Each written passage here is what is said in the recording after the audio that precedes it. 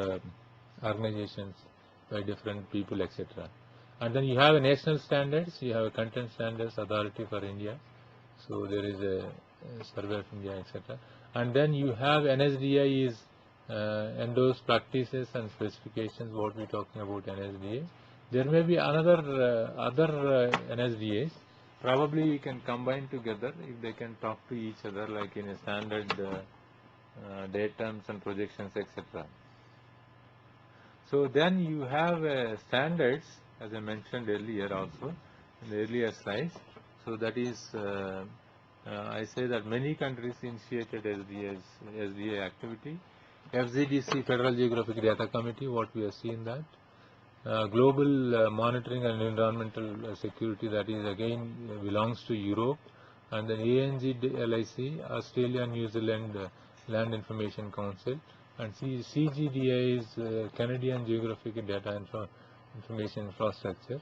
So they basically started long back and then started using in operational way, but still India has to catch up to reach that level. And another thing is GSDA, OSO, ACPC 211, OGC. Also they generate specifications and made available for SDA development. They think that everybody has to develop their own data and then participate in SDA, so that it will finally help at the world level also.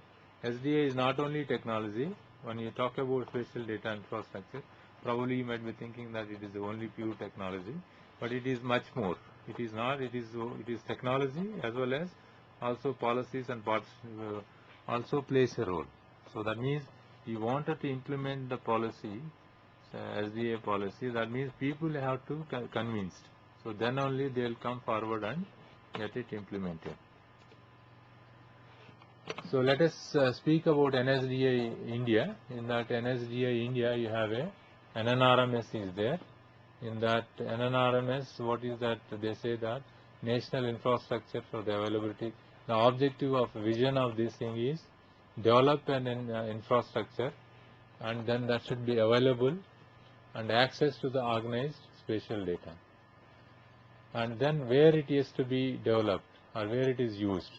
Use in the use of the infrastructure at community, local, state, regional, national level, and for sustainable economic growth.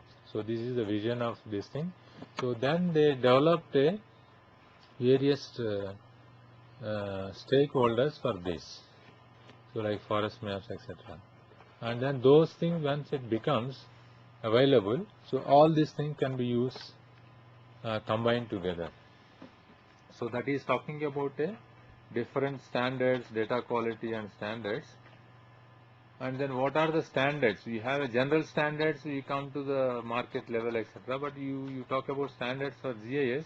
So there are some standard organization like GSDA is there, OGC is there, then you have FGDC, NSDI, and then India also we have. So all those things, what are the standards they follow? Either content-wise standards, and then we have attribute standards, all these things. So the last part is what I will talk is a policy issues in remote sensing and GIS.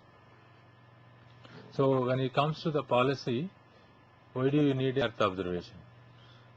So I'll give an example how policy affects anything. Suppose India is now exporting garments, etc., or we do exports to outside, and then immediately your price rises or your dollar appreciates, and then your income getting reduced. Suppose you see that rupee value has increased, and then suddenly that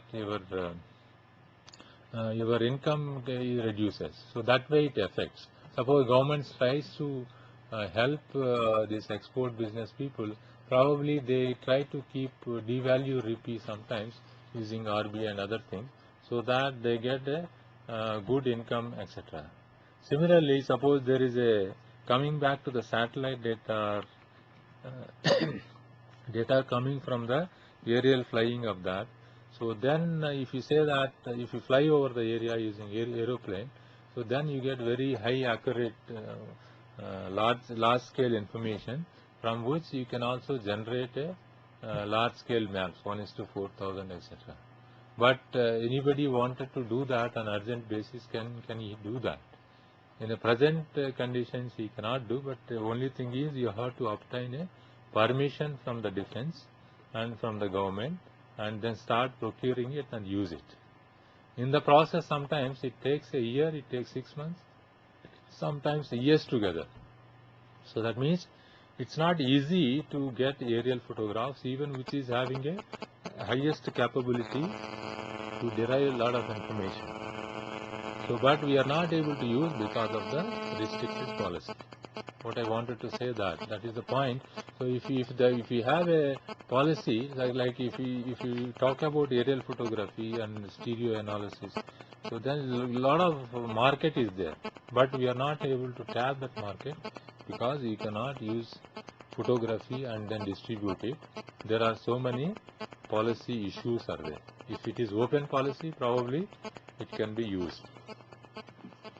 So then why do you need earth observation? Basically for the peaceful uses, and then you can also talk about strengthening the capabilities of countries in space application. We can also talk about international cooperation.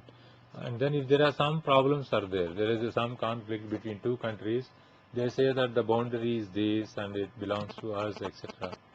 So then, and then somebody say that illegal construction. So then you can use satellite data, try to find out. So all these things basically helps. So that's why you require you require good policies for that. Now, policies where they play a role. Suppose illegal activities like occupation of public land and the Land Ceiling Act. If the Land Ceiling Act comes, how much people are holding each person, etc. So then you can also see that exactly on the ground. Property assessment, we wanted to do the taxation, and then each house wise, you don't know where the houses, how many houses. But if you use the satellite data, probably it will also help you to know better in that. And then you have other policies related to subsidy for farmers. If they don't do if they don't cultivate, they will be given a subsidy. There are so many issues.